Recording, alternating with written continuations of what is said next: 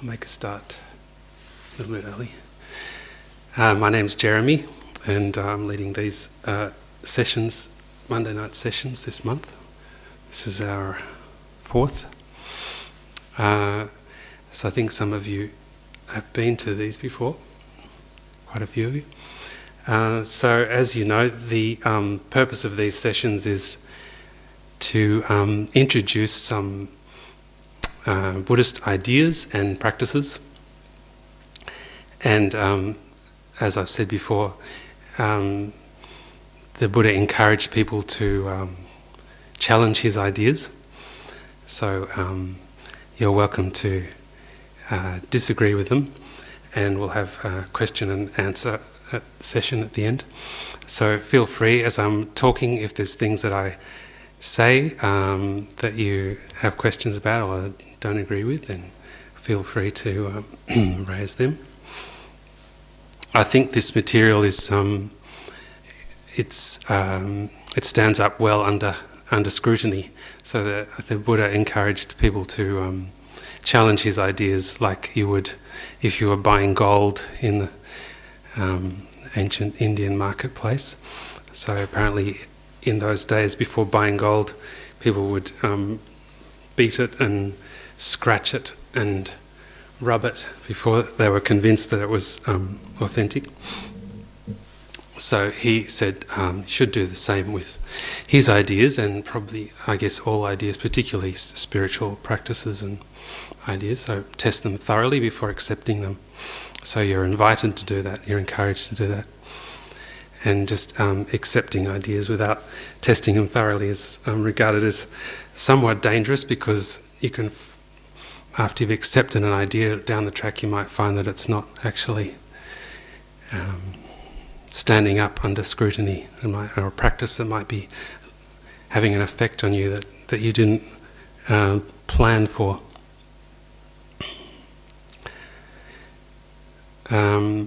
So this month we've been looking at, so I was talking particularly about this idea that external objects, which means objects that are external to the mind, are not reliable as a true source of happiness, which I think is quite a, what would you say, provocative idea, because our tendency is to always look to things outside of our mind for happiness. So when you think about when you're feeling down, then what is it that you reach for to make yourself happy? So normally we think of things like delicious food, or entertainment, or friends, or going travelling. So these are all regarded as external things. And of course they do bring us some happiness, these things. We can't deny that. But the argument of the Buddha and other spiritual traditions is that these things are regarded as somewhat unreliable because of the very fact that they are external.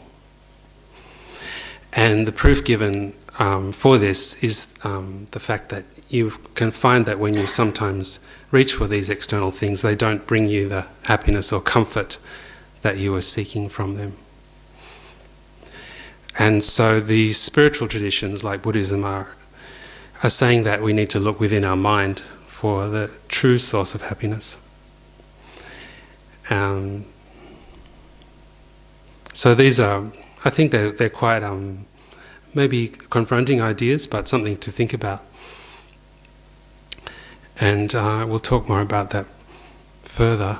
Before we get into that, we'll do some meditation, just to calm our minds and develop some concentration. So what is meditation? So meditation means familiarizing your mind with a positive object. Sometimes we say positive or neutral object. So it's an object of mind which has a positive effect on your mind, something that calms your mind down. So meditation is just familiarizing your mind with that object, so making it familiar. And the idea is that by making it familiar, it becomes sort of more stronger or has a stronger effect on your mind. So if you think of something like compassion, by meditating on compassion, it becomes more familiar with your mind and arises more easily in your mind as it becomes familiar and has a stronger effect on your mind. So that's the idea. So that's what we're trying to do in meditation. And the main tools that we use to do this, which I've mentioned previously this month. So the first one is mindfulness, which in this context means remembering the object or holding it in your mind.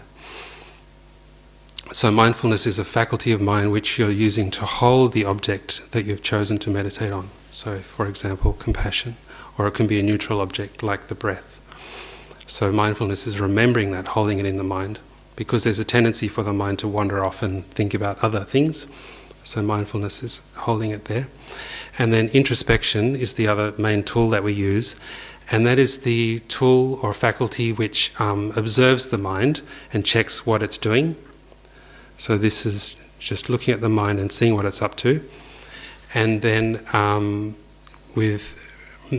when you notice that the mind has wandered, you bring it back to the object of meditation.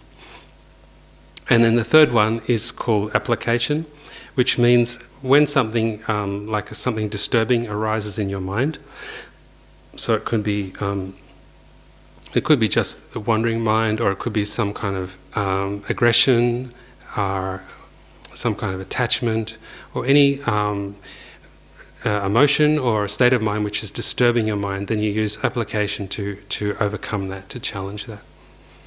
So that's application. So these are the three main tools that we need to familiarize our mind with and use to overcome these afflictive emotions, particularly the things in our mind that bother us.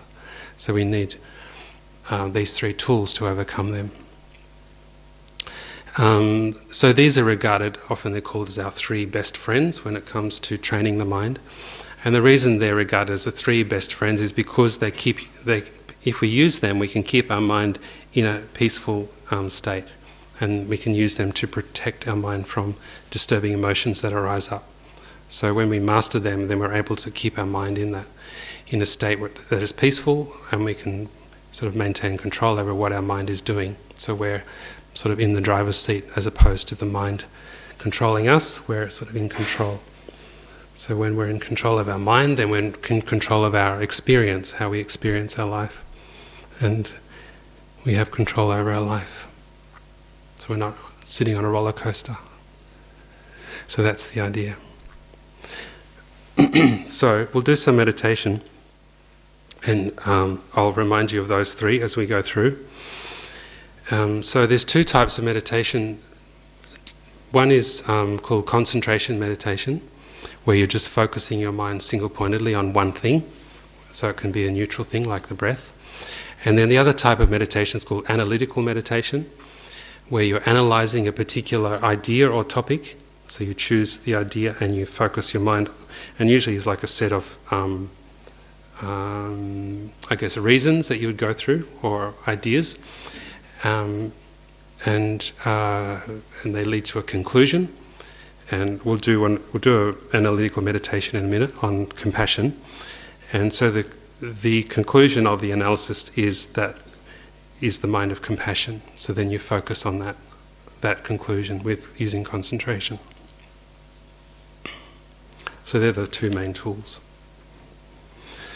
Okay, so firstly, sit in a posture which helps you to concentrate. Usually helpful to have your back straight and your eyes mostly closed, just open slightly to let some light in so you don't get sleepy. And the idea is to be alert but also relaxed. So you keep your body and your mind relaxed but also alert.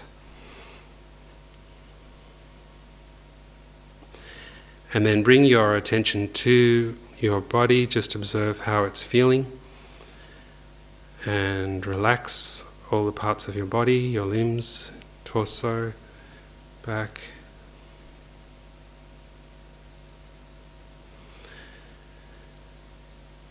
And just let go of thinking about all the things that you've been thinking about all day, the various things going on in your life. So let go of those for the time being. Just give yourself a break from those. And bring your attention to your breath. Just observe your breath moving in and out.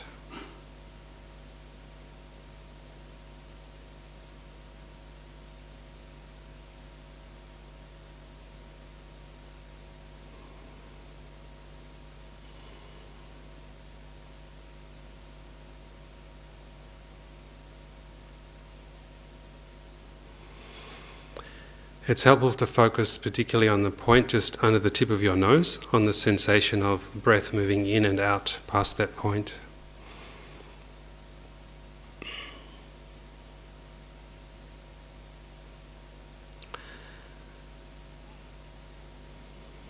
So that point is the object of our meditation. We're focusing our mind on that, on the breath moving in and out past that point. So we use mindfulness to remember that, to keep that in mind.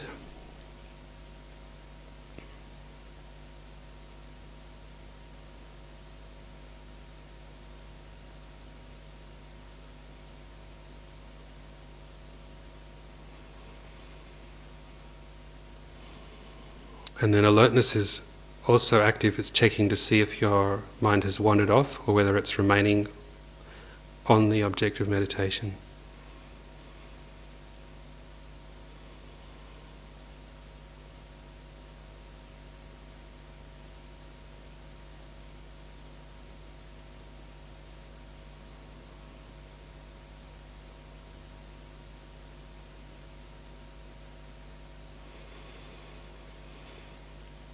So the idea is you're just placing your mind on that point. You're not using a lot of force to hold it there. Or you can think that you're merely observing that object, that point.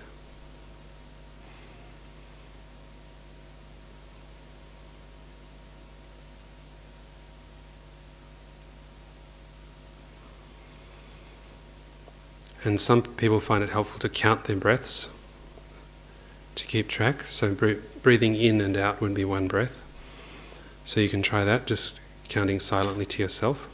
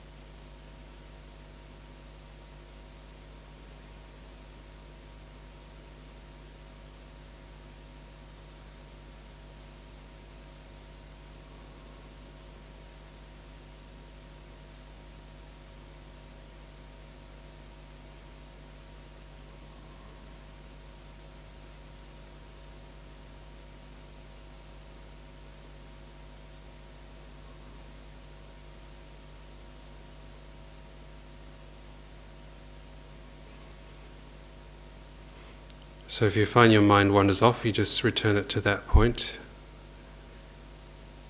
Place it on that object of meditation.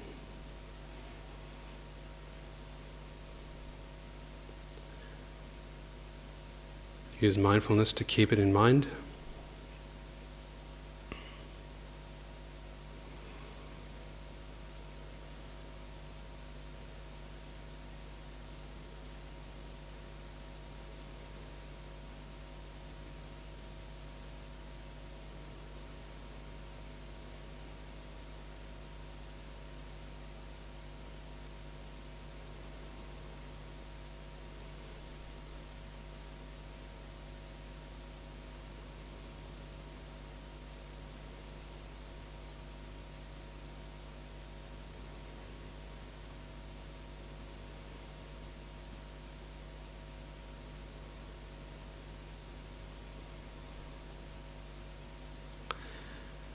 So the whole process is meant to be relaxed, but also alert.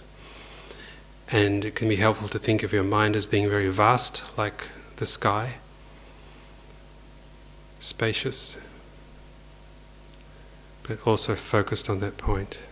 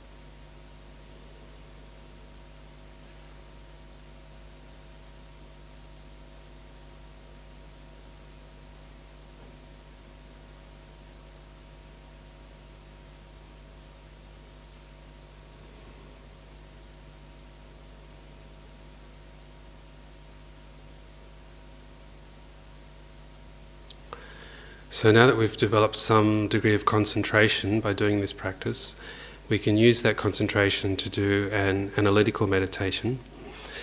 So the analytical meditation we're going to do is on the practice of compassion, or the idea of compassion, love and compassion. So compassion means the wish that others be free of suffering, free of problems. And love is the wish that others have happiness, contentment, peace.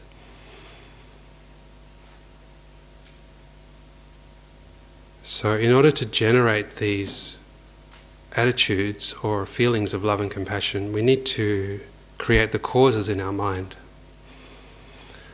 So what are the causes of the minds of love and compassion? So one of the first causes is the mind which is called equanimity. So we generate equanimity by meditating on the idea that all beings are equal. So in what way are all beings equal? So one way of meditating on the equality of all beings is by meditating on the fact that all beings are seeking happiness and trying to avoid problems. So this is something that we all share.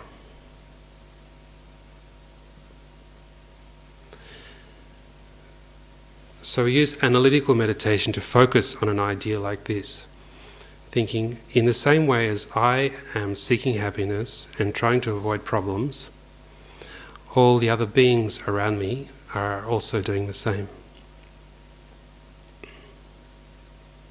So you start with yourself and you think about how, of all the things that you do to try to achieve happiness, and all the things that you do to try to avoid problems. So throughout the day and throughout our whole life, we've been doing many different things, trying many different things to achieve happiness and to avoid problems. And in the same way, all the people around us, all the people in our lives, the people in the city and the people in this country, the people throughout the world, and even other living beings such as animals are also doing the same. So the idea is that by meditating on this fact, this thing that we all share, this shared experience, we develop this sense of equanimity, which means the feeling that we're all equal or the same in this regard.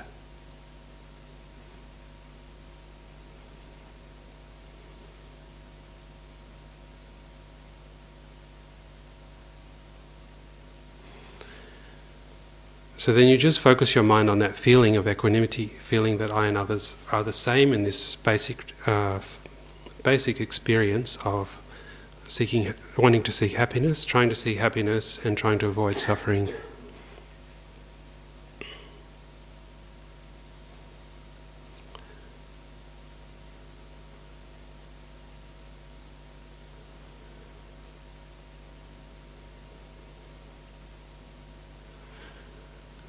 So the purpose of meditating on equanimity is to overcome this feeling that some people are much more important than others, or some people are more valuable than others, or also overcomes the feeling that I'm very different to others, that no one understands me or everyone is very different from me. It overcomes those kind of feelings. So you feel much more close and have a much more shared feeling of shared human experience or lived experience.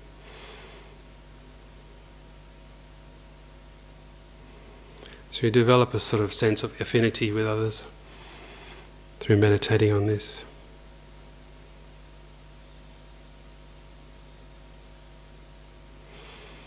So this is said to be like the basis or the even ground on which we can develop compassion and love.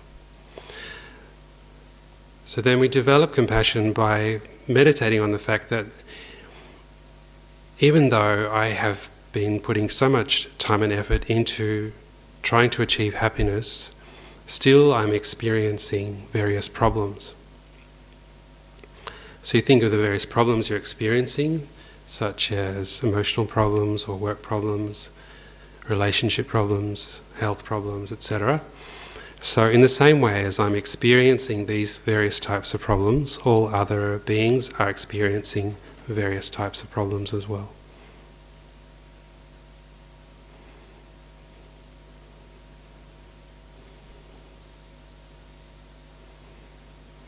So again, this is recognizing our shared experience, seeing us as being similar to others.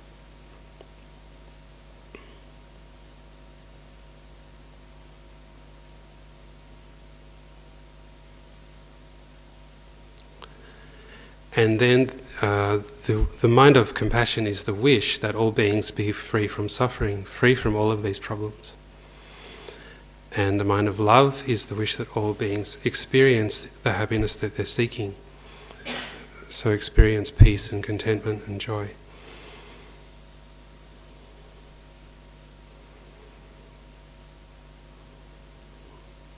So you focus your mind on that wish. May all beings have happiness and the causes of happiness.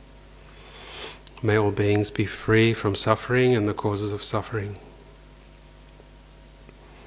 You just focus your mind on those thoughts, and you can repeat those lines silently to yourself while you focus on those thoughts. May all beings have happiness and the causes of happiness.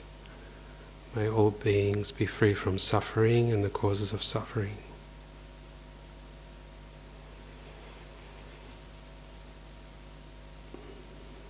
And then you can visualize, to help you concentrate on that thought, you can visualize from your heart is light coming out and going out to all the beings around you in your life and in this country and in this world, extending out to include as many beings as you can visualize, as you can imagine, including animals.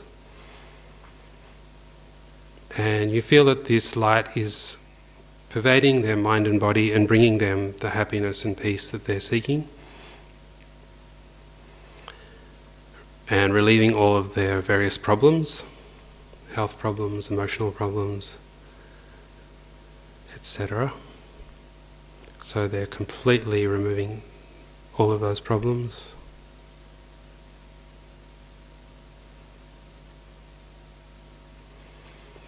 So you just focus on that visualization while you're repeating those lines.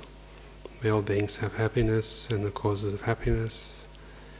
May all beings be free from suffering and the causes of suffering.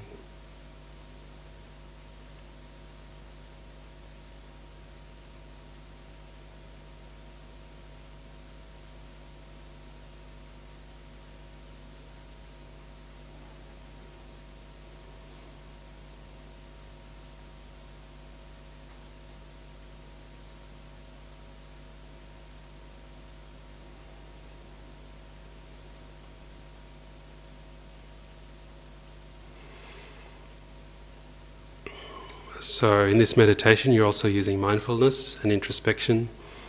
So mindfulness is keeping that meditation, that visualization and thought in mind. And introspection is checking, Just see whether your mind is focused on that or not.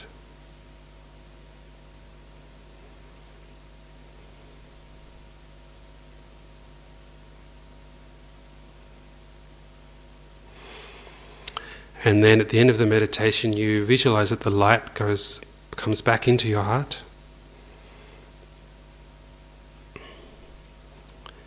And you end the meditation there.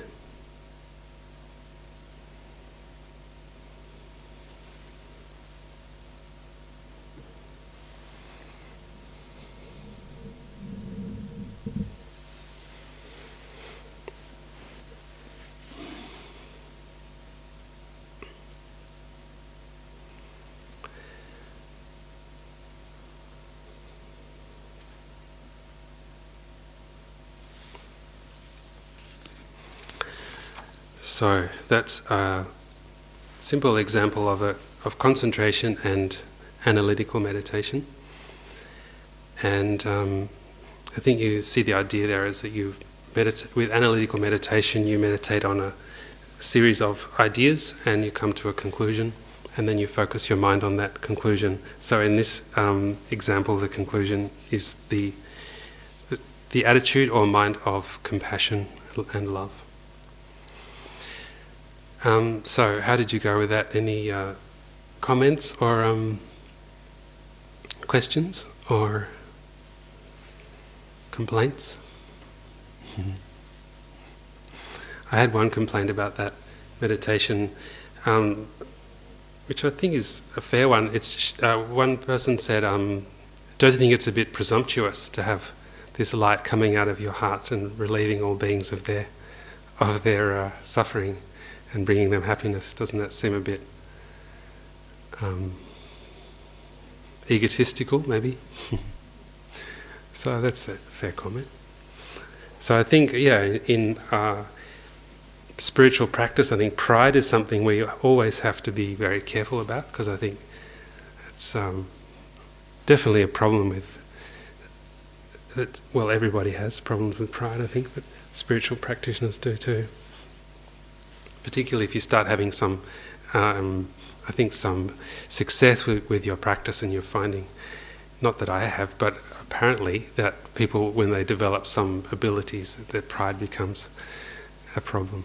They start feeling that they're a bit superior to people. So there's a lot of emphasis on humility, you'll see in Buddhism, and I think in other spiritual traditions there's a lot of emphasis on humility, a lot of bowing and self-deprecating humour. So any comments, thoughts? Do you think that's a valid criticism? Do you think you could be a big ego trip doing that kind of meditation? Or how would you guard against that? How would you stop it becoming a source of pride?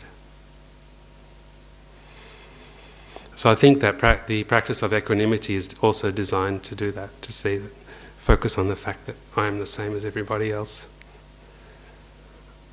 in this fundamental way.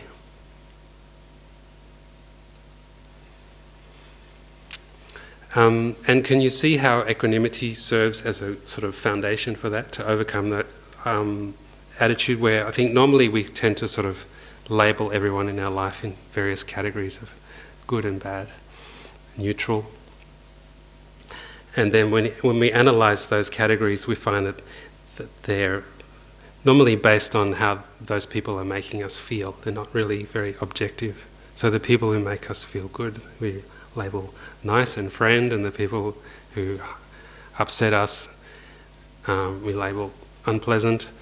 And then there's another sort of neutral category where we haven't sort of decided. So it's called the friend, enemy, stranger meditation. There's another meditation you can do similar to that to develop equanimity, where you categorize everyone and you put all your friends on this side and all your enemies on that side, and then sort of neutral people in the middle, and then you sort of swap them around in your mind. So imagine if this enemy did something really wonderful to you, like donated a kidney to save your life, then miraculously they'd be transported over to the friend category. And then the dear friend does something really badly, like bad to you, like stealing all your money, then they get moved over here. So that's, and then in in Buddhist ideas, there's the idea of reincarnation. So the Buddhist idea is in previous lives we've all been friends and enemies and strangers to each other. So it's just a matter of, we could die and wake up tomorrow and you've become you've moved to a different category. So the idea is to break down these definite rock solid categories of good and bad and indifferent, and see that how they're just sort of projected by your mind based on circumstances. So you think of someone who you consider an enemy, and there's probably other people in the world who would regard that person as a dear friend. So that's because they're different relationship. So that's the idea. So the idea of equanimity is to break down those strong categories, those solid categories, and see everyone as being much more equal. And then on the basis of that, then we develop love and compassion, because those things are stopping us from having an unbiased, objective, equanimous view of people. Okay, so that's I think gives you a good idea of the practice of love and compassion and how to generate it. So I just wanted to talk a little bit more about some of the other, or go into more detail, I guess, about the causes of love and compassion. So I think this idea that all beings are experiencing problems in the same way as we are is maybe, I don't know, maybe a little confronting, I'm not sure. But the idea is you start with focusing on your own experience, and you think about the various problems that you experience in day-to-day life. I think some people accuse Buddhists of being too focused on problems. But the idea is that you only focus on problems in order to find a solution to them. So it's not, so the Buddha taught this idea of, it's called the truth of suffering, which is the idea that basically our experience is tends towards being dissatisfactory. But then he said, the only reason I'm telling you this is because there's a solution to this problem. So he said, I wouldn't tell you this. It would be unkind of me to tell you this if I didn't also present solutions to this problem. It would be better not to think about the problems if there wasn't a solution. But if there is a solution, then it's worth thinking about the problems and recognizing them and understanding them, and then that motivates us to look for the solution. So that's the idea. So the truth of suffering was followed by the truth of the cause of suffering, and the truth of cessation, which means freedom from suffering, and the truth of the path, which means the process or path to achieve that cessation or that state that is without problems. So that's quite an optimistic view. So that's the Buddhist response when they're accused of being too much focused on problems. So it's said to be like, the Buddha's likened to a physician. So he's diagnosing this problem or this illness, and he's saying, this is the problem, and this is the cause, and this is the medicine, this is what you can do about it. So in that way it's quite optimistic, I think. The idea that all of these problems have a cause is the basic logic, and because they have a cause, then by removing that cause, then the problem is removed. So that's the idea. But it's quite a big task, removing the various problems in our mind. So we have to be patient with ourselves. You can see that when you try and meditate and you try and focus your mind on one thing, that it's quite difficult to keep your mind focused. But there's a reason for that. There's a reason why your mind wants to wander off. And so we can, by understanding the reasons for that, then we can overcome that, we can deal with that. So that's the first cause of developing compassion, is the equanimity, developing that sort of level ground. And then the next one, as I said, is understanding suffering. So you start with your own problems, and then you see in the same way as I'm experiencing all of these problems, then everyone else is experiencing similar problems. So that's something to investigate, isn't it? Like, some people in the world don't seem to have any problems. But so we need to investigate, is there someone who is completely free of problems? So we were watching Keeping Up with the Kardashians before. So are the Kardashians free of problems? If you achieve wealth and fame, then are you free of problems? So investigate and check up. Is that true? Are there always problems? Even if you achieve wealth and fame and beauty and success, are you still going to experience problems? So the Buddha would say, yes, you are, until you can calm your mind and develop a peaceful mind that is free of these afflictive emotions. You're going to continue to experience these various problems, regardless of how wealthy or powerful or successful you are. So it really comes down to the mind. The mind is the determining factor of whether we're experiencing happiness or not.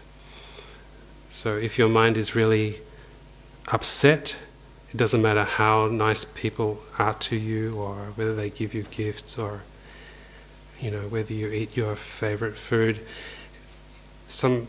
We know from our experience sometimes these things just don't alleviate the problem that's in our mind. So we have to find out what it is within the mind which is causing these. So that's our experience from the Buddhist point of view, and feel free to disagree.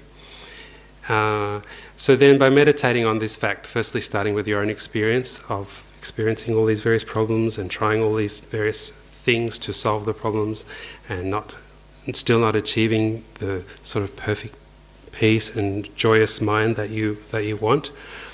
And then in the same way, all the people around us are also experiencing that. So that's understanding their suffering or their problem in the same way as you experience it yourself. So having that understanding is the first cause of developing compassion.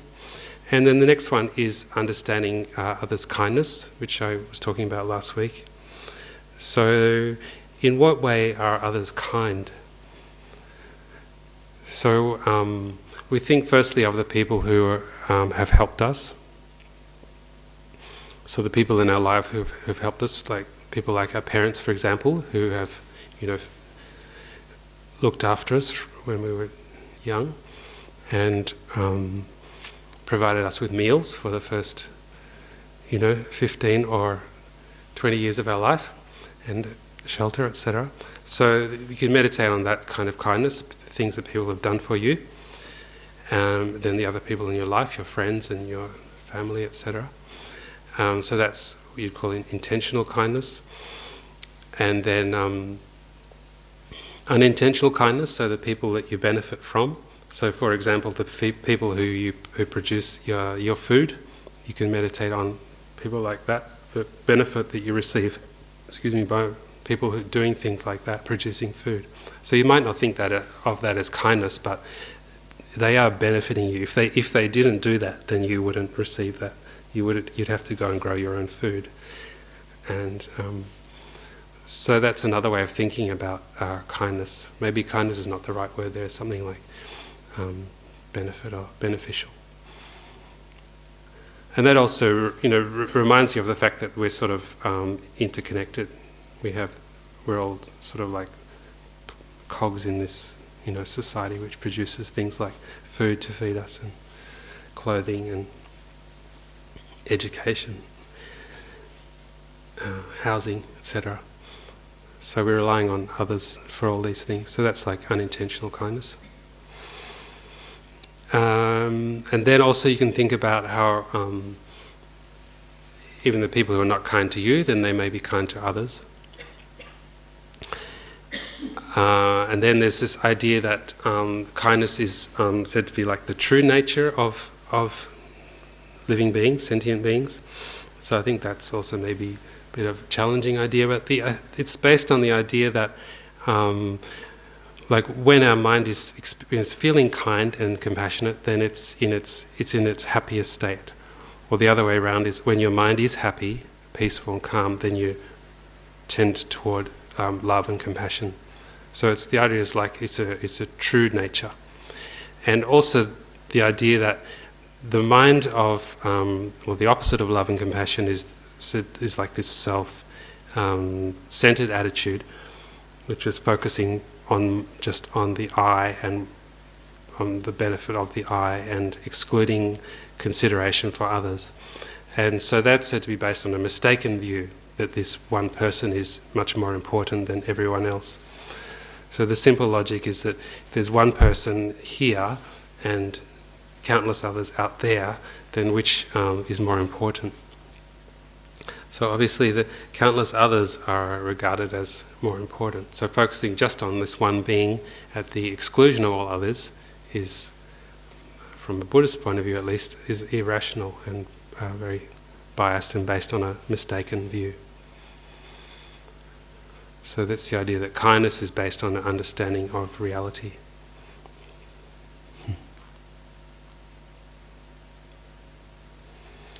So they're the basic causes of developing love and compassion. So by meditating on those, then the attitude of love and compassion arises in your mind. They're the main ones.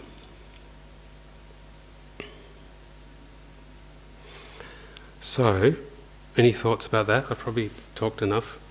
I don't want to talk too much. Yes, question. With Buddha creating this doctrine, why did he make the end result? Why did he make it so difficult? Because like I've been all over the world. Yeah. And I've asked different holy people, plain everything, even monks. And I'll say, I'm not. I'm not enlightened, or say, what do you think? I mean, they're either telling me the truth or they're lying. I just wanted to know what your thought was. Yeah, so why did the Buddha make it so difficult?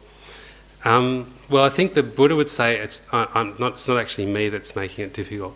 He's sort of saying, like I was an ordinary person like you, like me, like us, and then I did these practices and gradually removed these afflictive emotions and developed the mind, developed the positive emotions like compassion. And because they're very deeply ingrained in the mind, it's a slow process. And whether it's difficult or not is debatable, because there's some spiritual practitioners who argue, well, the process of developing your mind is actually a joyful one. So it doesn't really matter how long it takes, because it's an enjoyable process of developing your mind and overcoming these various afflictions. So the Buddha, I think, would say, I didn't actually, it's not me who's making it difficult, it's just the fact that there's quite a big job to do. Yeah. So the experience was always there, enlightenment was always there, he tapped into it like a wood tap to do it.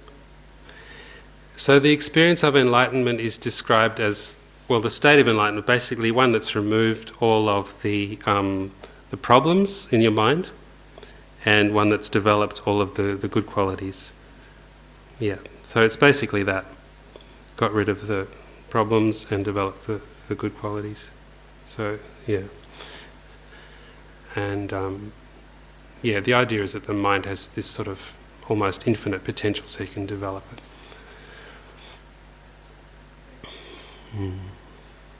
So it's important not to get despondent about that.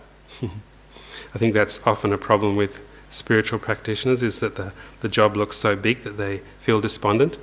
The Dalai Lama often, jokes about that, and he's saying, well, if your work is really enjoyable, you don't really mind that it's work. You don't really mind how long it takes. And it doesn't really matter then how long it takes because you're enjoying it. So he said that he doesn't think that's really an issue, how long it takes.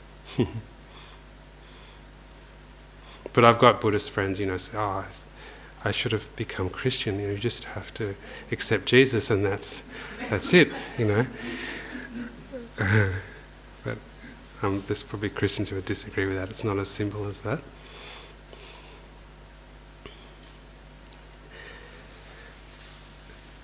How does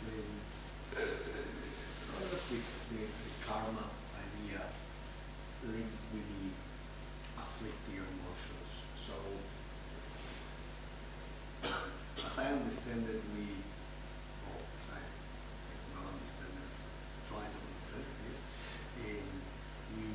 effectively pay today with our suffering for yesterday's or previous lives and our behaviour, and hopefully we improve our behaviour, and in that sense we improve the prospects in the future lives. And then we've got this mind that gets distracted and generates afflicting emotions. Are these like two separate processes, or you can understand it? Yeah, it's a good question. So on one hand, we're saying that that what we're experiencing now is a result of what we've done in previous lives. That's the Buddhist idea of karma. So, for example,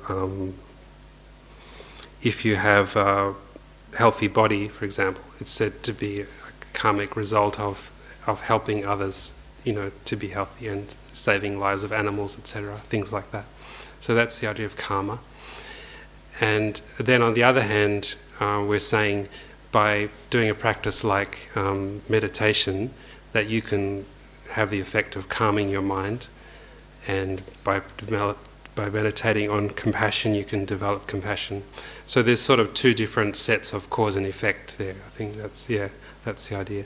So, but both of them function. We can see in our experience that cause and effect does function in the short term basis.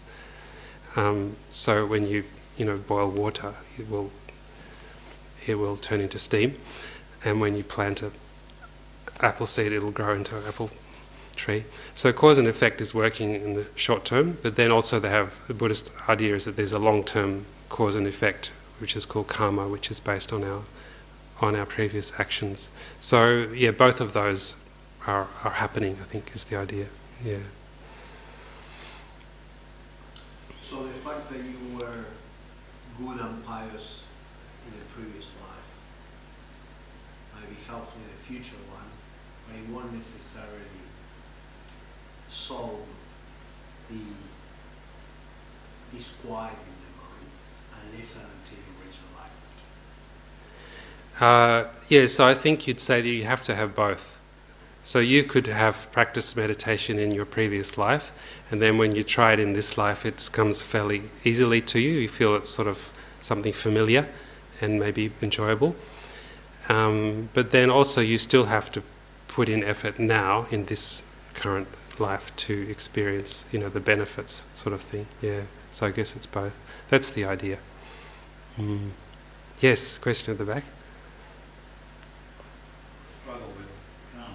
Yeah. And your example was if, I have a healthy body, then it's because of something that happened in a previous life. Yes, not entirely, but yes. If I have an unhealthy body, is that because of bad things I've done in a previous life? That's the idea. So we have this cause and effect idea. And it's not like a divine punishment. It's just like a natural, from the Buddhist point of view, it's like a natural law. So if you, for example, engage in killing, then one of the results is that later, in future lives, you'll have a shorter life. That's the idea. I've got a few friends at the moment who've recovered from open heart surgery early in the year, and now has got leukemia. It's untreated. It must have been awfully bad in the previous life. Well, I wouldn't say it's a case of being awfully bad, because this idea of karma is, again, from the Buddhist point of view, is a cause for compassion. So the idea is that unwittingly in the past we have created the causes for problems in the present, and we didn't realize, we didn't know that was what was going to result. So it's not like we deserve to suffer. Nobody deserves to suffer. It's just because we didn't know about this cause and effect. That's why we're experiencing these various problems. So, I mean, again, like, the Buddha wasn't saying you should necessarily believe this. He's just saying this is how things are according to what I understand. So the idea of karma, I think, is a very challenging one, and it's very difficult to prove. But yeah, that's the Buddha's presentation. He's saying the actions that we perform now will have a result in the future. Yeah, but it's not divine sort of punishment. Some people think karma is an idea of divine punishment where you deserve to suffer because you've done bad stuff in the past. It's just like a natural law of cause and effect. When you do a negative action like harming somebody, you're creating some kind of energy or, energy, or it's called action, and that's going to bring a result further down the track. So the energy is sort of, I guess, lying latent in your mind stream. That's the idea of karma. Yes. Yeah. But don't they say, like in this tradition, Yeah. we've had countless previous lives, and that all of us have done really terrible things in past lives. We've all been like terrible murderers and, I don't know, the worst type of people, and done good things, and sometimes the mix of good and bad. And, it's not just that somebody's particularly bad. It's more sort of long-term than that. Mm. And that friend of the man, he's just copying something pretty unpleasant, and perhaps I'm not, but that's not because his behaviour in the past is worse. Mm. It's just that I'm experiencing a different part of my past karma at the moment from that man. Mm. And he's got to, I don't know what he's got to do. But I find it a comforting idea. Like when things go wrong and it seems so unfair, I like the idea of karma. I think, well, obviously I've stuffed up in the past. But I don't go like some people go, they turn against God, then their own religion, they start to hate God. Because they think, why would God do that? If God's all powerful and all loving, why is God letting this happen to me? And then they turn against God and they lose their religion, which I don't have to do, because I think, well, I've stuffed up in the past and that's why this is happening to me. And, is that making sense to me? Like with so many lives we've had. Yeah, that's the idea that we've had, or the Buddhist presentation is that we have countless previous lives. And in each of those we've created various actions, positive and negative, and then each of those actions has produced a result later on. So that's also a meditation on equanimity. So seeing that we're all the same, if you believe in karma, that we're all the same in that fact of having, all these countless lives and having produced all of these various causes in the past. And so, any of those causes could ripen at any moment. So we're all sort of in the same boat in that regard. So to think that you're superior to someone, or that someone is, superior to you or inferior, in that scheme of things, it doesn't make sense, because we're all, subject to that law of cause and effect. Yeah. Yes. Would you just suggest that we have the option of undertaking purification processes as well? Yeah. That can get some of these sort of things off, almost cancel them down. Mathematics, is that? Can you talk a little bit about Yeah. So I normally don't talk about these things because I can't prove them to you. But if people ask questions, I'm happy to explain the Buddhist view. But the Buddhist view of purification, is that developing powerful positive states of mind is said to purify negative karma. So, for example, meditating on compassion is said to be a very powerful state of mind for purifying your mind stream and removing negative, what are called negative imprints. So, karma which hasn't ripened yet. So that's the idea of purification. Yeah. So go on. Sorry. Are they ceremonial? I think you would say generally. Well, there are some. That's true. There are some that are particularly designed for purifying negative karma. Some practices, but I think you generally say that all positive states of mind or all meditation practices are purifying, having the effect of purifying your mind stream. Yeah. Yeah. Particularly the practice of compassion and also wisdom, referring particularly there to the wisdom meditating on selflessness or emptiness. Yeah. That's the idea. Yes. Could I just ask a question about how equanimity works with being humble, right? If we're all equal, where does humility play into that? Because, we do a lot of bowing, and we should do a lot of bowing. We do respect that other people are further down the path. But can you talk a little bit about that? So I think the practice of equanimity would be a direct antidote to the mind of pride. So what is pride then? Pride would be the feeling of somehow this person being important. That's what we're talking about there. And somehow exaggerating the importance of this person here. And thinking maybe that they're a bit better than that person there or that person there. So that's a state of mind which I think we all have at times.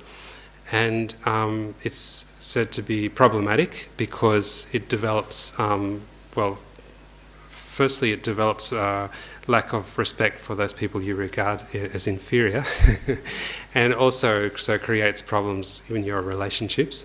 And also it's based on a mistaken view, because in the light of something like karma, or in the light of the fact that we're all in the same situation of wanting to be happy and avoid suffering, so we're all equal.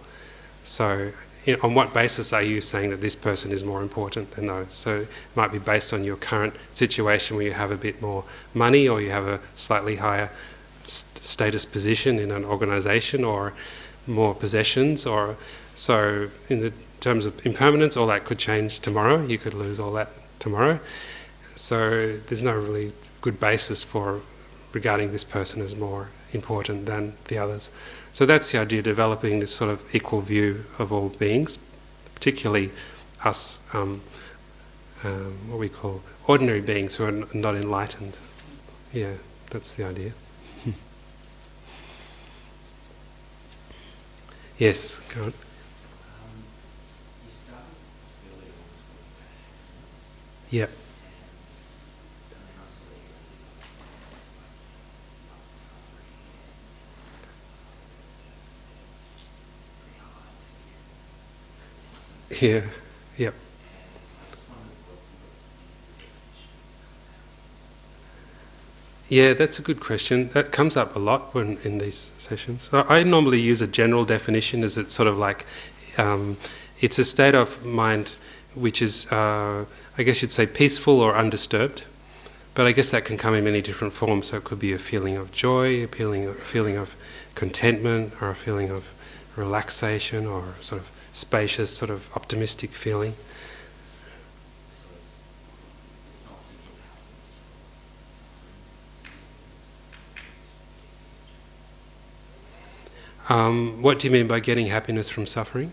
Well, part of the life is suffering, and just appreciate that. Is part of the ultimate just get peace with suffering. Yeah, that's a good question. Yeah. I think that is true. So the idea that accepting that the situation we're in currently is basically problematic can actually bring you quite a lot of peace. Because one way that would work is because you don't blame yourself. So I think we tend to think that there's something wrong with us because we're not happy. But the Buddha is saying, no, the reason that you're not happy is because of you have these various afflictions arising in your mind, and you didn't actually ask for them. They're just arising because of the causes are there. So in that way, it sort of lets you off the hook a bit. And then I think it also, if you see everyone is in the same boat, it stops things like feeling jealous of others. You know, I wish I had what they had, because you realise that we're all sort of basically in the same boat. So I think that idea that our current situation is basically problematic can be quite a helpful one. Yeah. Yes? Could you kind of set yourself up for failure though if you keep thinking it's your mental afflictions or your personal afflictions when it's an intractable external factor? So what would be an example of an intractable external factor there? Well, if you're stressed about the war or you're dealing with a family member who is entrenched in an addiction or Yeah. something very Yeah, or a physical illness. Yeah.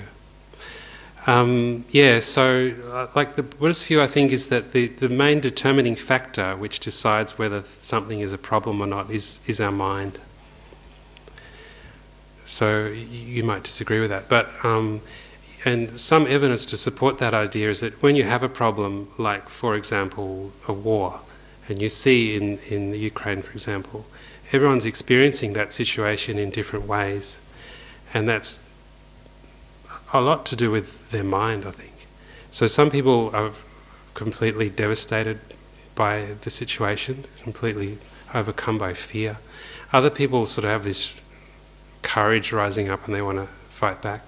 Other people seem to be quite calm and they're just sort of going through one soldier was complaining about being boring, having to sit in the foxhole all day and dodging missiles. So I guess, and I would say that the factor there is the mind, is how the mind is experiencing that situation, and everyone would be experiencing it in a different way.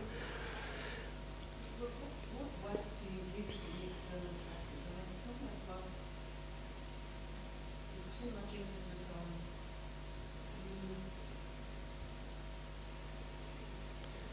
Yeah, no, that's a good point. sometimes things seem insurmountable. I know you're trying to give us a leverage on it and put a wonderful leverage on situations, but sometimes I think it's unrealistic. Yeah, it's a fair comment. So I guess, like, you're asking, how far can you go with that? Is there any problem that's insurmountable, through the mind? And the Buddhist view is that there isn't. Eventually, your mind can overcome all problems. But, that's quite a big claim.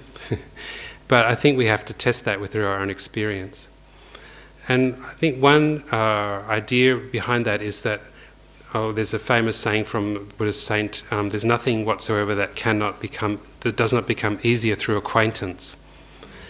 So you think of things, difficult things, or things that you found difficult, say, earlier on in your life, for example. And sometimes I use the example, I remember my first job in high school was washing dishes in a restaurant, and it would have like a 6-hour shift. And I remember starting off and looking at the clock after half an hour thinking, I'm really going to have to wash dishes for 6 hours? Is that humanly possible?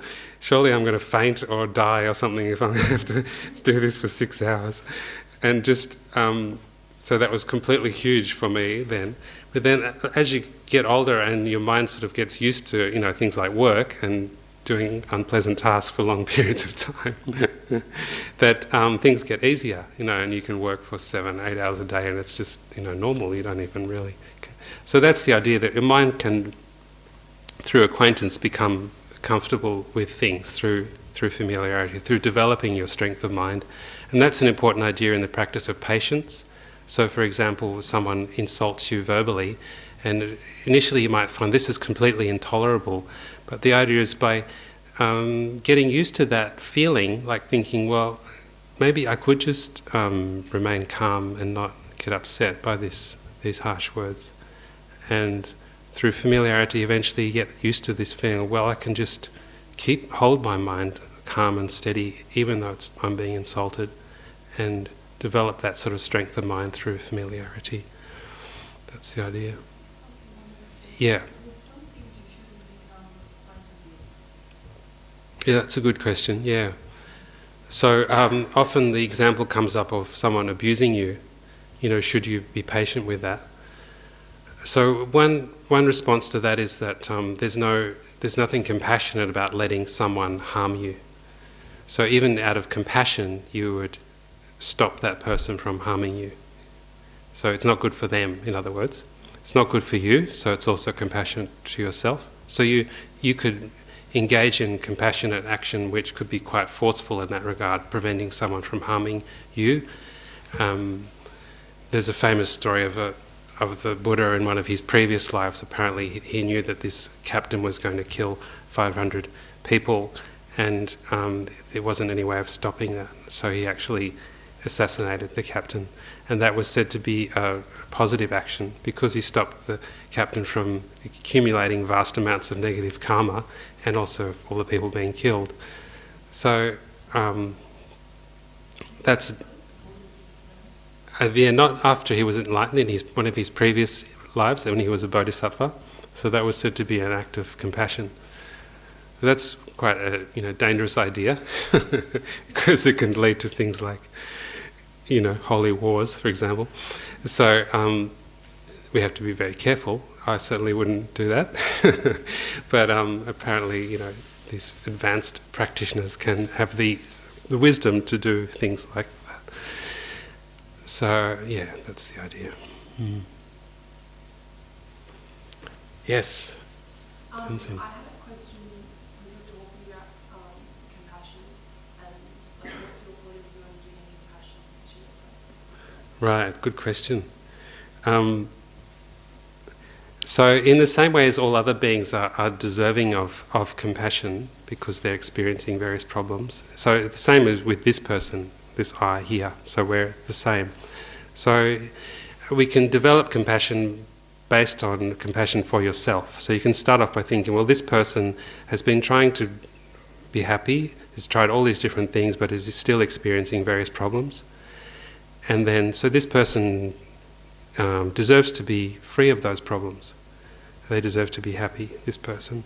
And then you can use that as the basis for extending that out to others. So it's like you start with your own experience, and you think, oh, I'm exactly the same as all of them.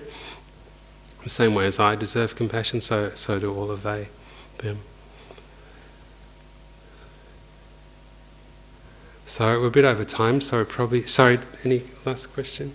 Yes, sorry.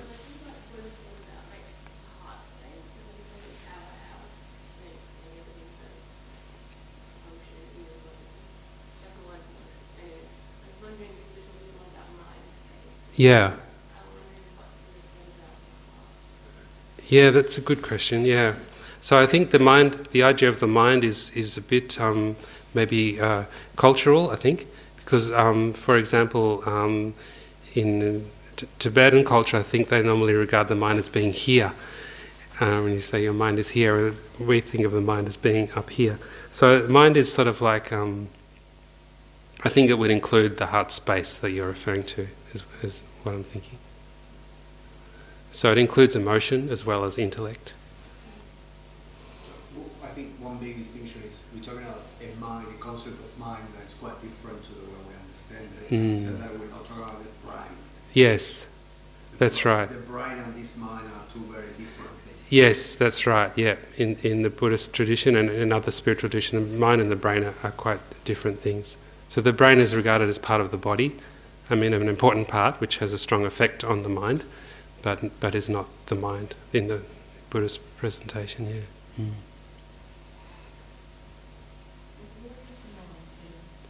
Where is the mind? So the mind is regarded as a non-physical phenomenon in Buddhist presentation. And generally, if you had to point to a location, you would refer to it as being here, but if you investigate this, it's not really something that's findable in there. And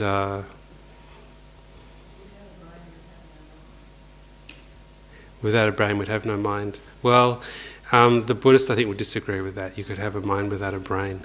And that's why they have the belief in reincarnation, that your mind or your consciousness travels. After this brain dies, it continues. That's something to investigate, consider. All right, thank you very much. I won't keep you any longer. Thanks for listening.